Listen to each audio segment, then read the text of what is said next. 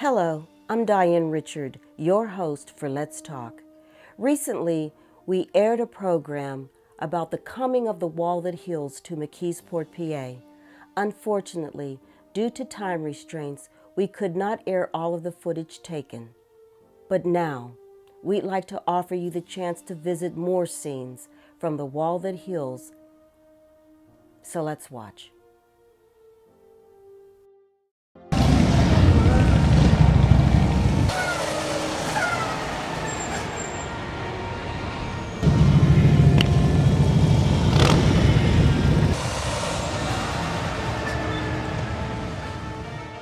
We're the Dogs of Fire motorcycle club out of McKeesport. Every year we go to Rolling Thunder, and we had an opportunity and was asked to help escort, and we were honored to have this opportunity to show up. Well, we want to help out with the escort. It's an honor to be here today, me and my guys.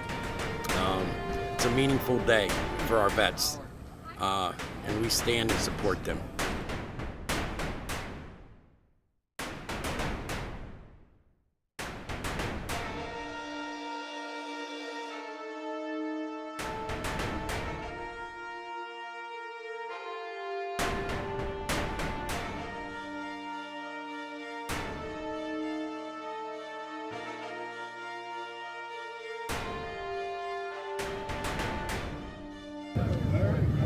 How did you feel when you saw that name? I have to tell you, Carl, it was totally unexpected to see it, and it just brought back a lot of emotion. Seeing all these motorcycles and all these people here is just really touching. Okay, Brian Myers, we're from Port View, Pennsylvania, and we're here to support the wall. I've been to DC twice. I haven't seen this one yet. Just bought a bike this year, so we're going to support every year now. Why we're here? Yes, sir. To honor our heroes. Post 260, Claridge, PA. Bushy Run, and this is the first time I've ever experienced anything like this, and it's going to be real cool, I think. Honoring everybody. I've been down to Washington, D.C. 4 times for Rolling Thunder. It's very important that we honor those that have made it possible for us to live the lives we live here. Ernest Oatmeal. I served in Vietnam, a tour during the 66 with the first cab. I am so glad to see that my fellow soldiers are being recognized for the honor and the ones who paid the ultimate price for our country to be the greatest country on earth. It's not just the soldiers that gave the ultimate price in Vietnam, but also the soldiers before them who gave the ultimate price for this country to be the greatest country in the world. Last year I did the Reef Across America, but this year is touching. It's all touching because these soldiers give their lives.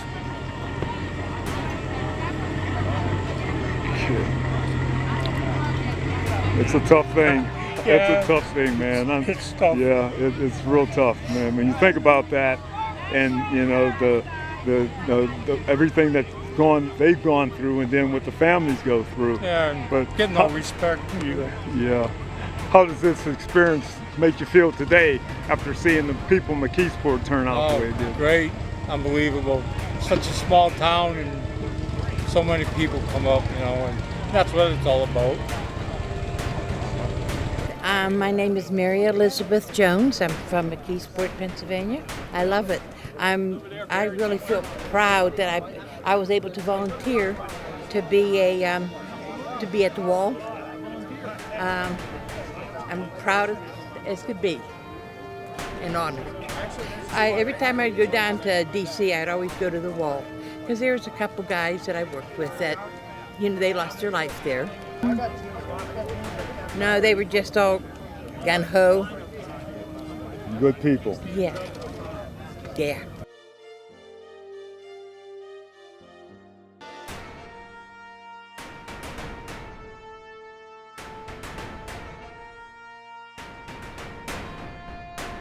I'm Wayne Boney. I'm from Cookeville, Tennessee, and I work with the Vietnam Veterans Memorial Fund, The Wall That Heals. And our very first casualties are started in 1959, and each name is listed by date of casualty. And it goes to the east side of our wall, and then an imaginary line circles around, comes into the end of our west wall, and brings all the names continuing by date all the way to the last wall at 1975. And that brings the first casualties and the last casualties together, so they're always joined together in a circle.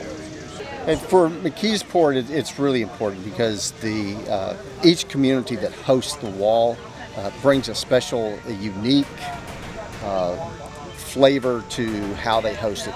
The volunteers, the groups that raise the funds to put the wall here, all of them bring unique experiences, like the various family members or friends that might be on the wall. And so we have a lot of relatives that are here today who, I know on E10, there was a significance there that several of our volunteers, their brother is on panel E10. And so for them, it's a very significant event to come and have this here with them, and to know that their brother's name is represented here. And the same with other relatives and friends that are going to show up over the next 5 days, that they get to come and they can reminisce about their friends, their relatives that are here on the wall. And it's not an opportunity that you get to, unless you travel to Washington, D.C., you would not get that opportunity. So it's really great that we can bring the wall to the local communities, whether it be McKeesport or somewhere else, that each of them get the chance to put their own personal stamp on it and have that personal connection with the wall. Brings back a lot of memories. A lot of memories of our friends that have passed away. It makes me proud to know that there's a lot of people out here helping us to put this wall up for people to see and to learn what this war was all about, and to get a better understanding. There's nothing there anymore. It's just like we did our job in the war, and I just want to see people come out and see the wall, to see all these men and women that sacrificed their lives for us and our freedom. I, as an individual, felt when I came back from the service it was hard to see people reject us. And right now I just hope that they can understand and give us the respect that the veterans from Vietnam do deserve. I'm glad to see that we have younger guys in schools helping us so that they could learn about that, because a lot of people don't know or understand what Vietnam was. And here's a chance these younger guys get a chance to experience it and see what happened way before they were born. And I think that's good. We live in tumultuous times. Everything on television is negative. And look at all of you here today. This should be on national news. And if we owe anything to our veterans, if they're looking down, they're saying that's exactly what we fought for, so we would have a right to be here tonight. To not only show that this country's great, but the city of McKeesport's alive and well. Thank you. Yes, sir. And you spoke more eloquently than I, but he goes all over the country doing this. And you always remember McKeesport. McKeesport and the surrounding communities are tough communities, and they fight. That's why we're here today.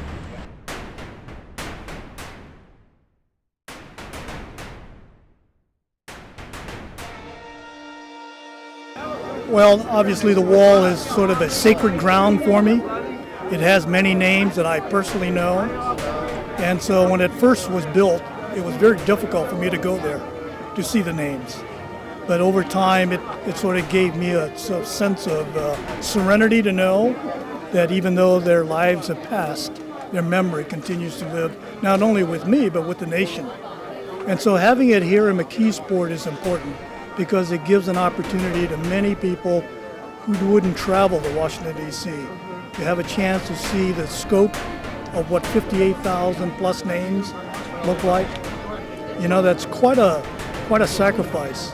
And so when people say, well, it was a kind of a bad war, one that shouldn't have been fought, pretty difficult thing to say to these 58,000 people. It's pretty difficult to say to these families that are here as well, because they too have made the ultimate sacrifice because their loved ones are enshrined here. Yes, the families are the ones that linger with that particular pain, and so the wall, for the most part, is for them, and for us who serve with them. Thank you so much. Thank you. What does all of this mean to you? I tell you what, I never thought about it too much before, but this right here, a lot of these names that are on the wall, I might not even be here if it wasn't for them. Because I worked on the aircraft, they kept the enemy off my back so I could do my job. And that's a lot of them, died doing that, protecting me so I could work on the aircraft. And I know you feel totally honored. Yes, I do, and I was down here, and Carl knows, I was down here, helped put it together yesterday, so.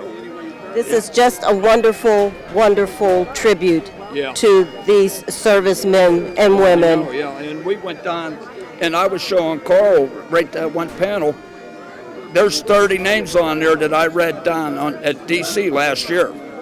There were a whole group of us went down there and we read 30 names each off the wall. And we were the last ones to read them, so that's close to the end of it.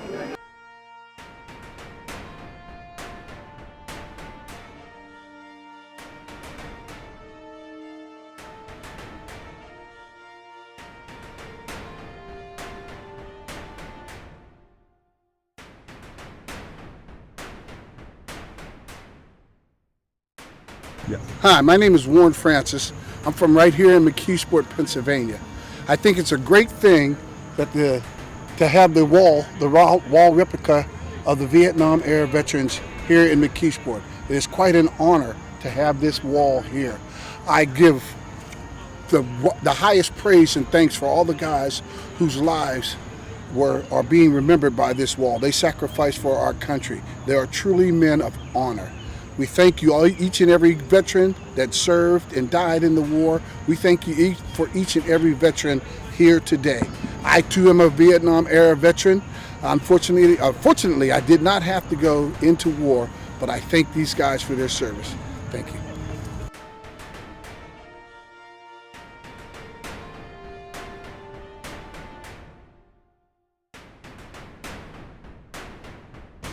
Diane, I want to thank you very much for all that you did when you did the interview for the McKeesport 23. When I was struggling on getting the words out about my brother, you helped me very much. You walked me right through it, and you helped me through those difficult moments. And I can't say thank you much, but thank you very much from the heart, from the West family. Thank you.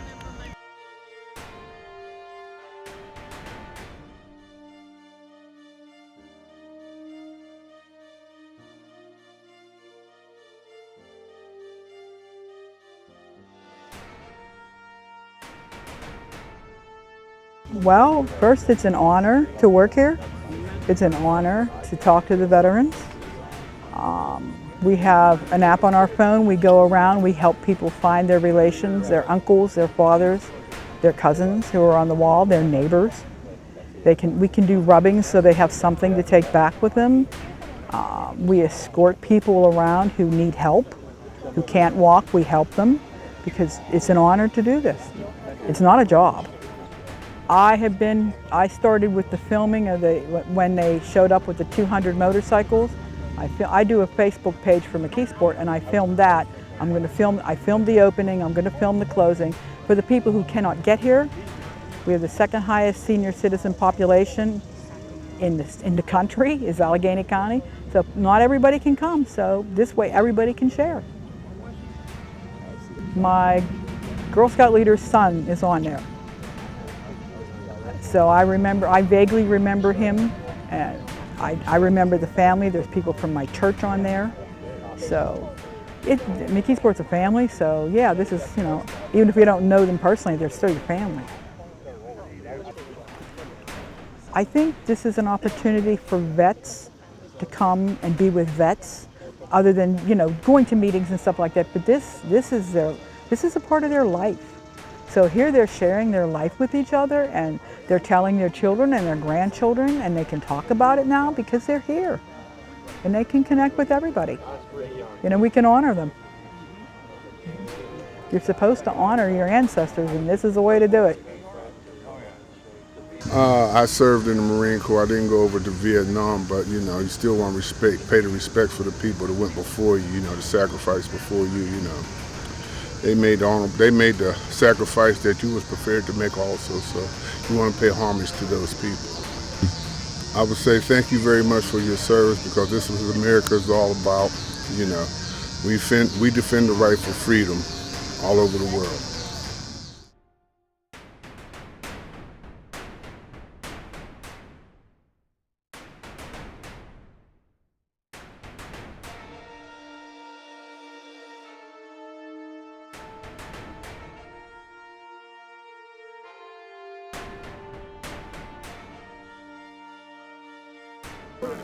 Tell the story about the dog collar. Like I said, I was only 7 years old when my brother went into the service. He had a dog by the name of Pro. When Jimmy went into the service, he left Pro in my care. Pro was my responsibility. When Jimmy died, I kept on with Pro. Eventually, Pro passed on to, and I always kept the dog collar. I had it on my bedroom post, and that's where I kept it. And my very first time down at the wall, that's what I took down to complete the circle, because I wanted to give it back to Jimmy, to give back to Pro. Since Pro's been with him with all those years now, I wanted Jimmy to have the collar to give back. So, but like I said, I was only 7 years old, and you know, that was my responsibility.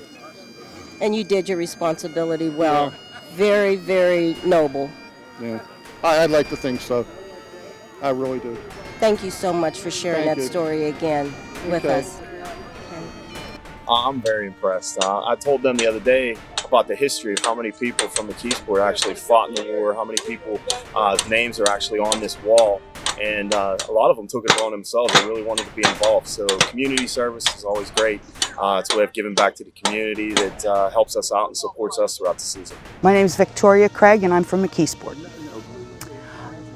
I really am so touched. I don't know how to express that. What would it be? Thank you for your service. You were never appreciated as much as you should have been at that time.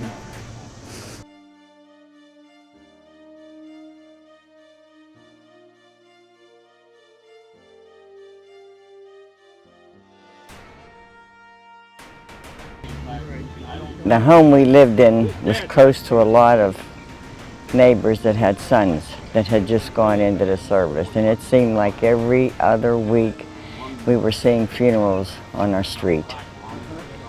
And it was so sad because my son, we bought him a flute and he learned how to play taps. And I didn't know whether he should do it or not, so I made him go in the house and do it.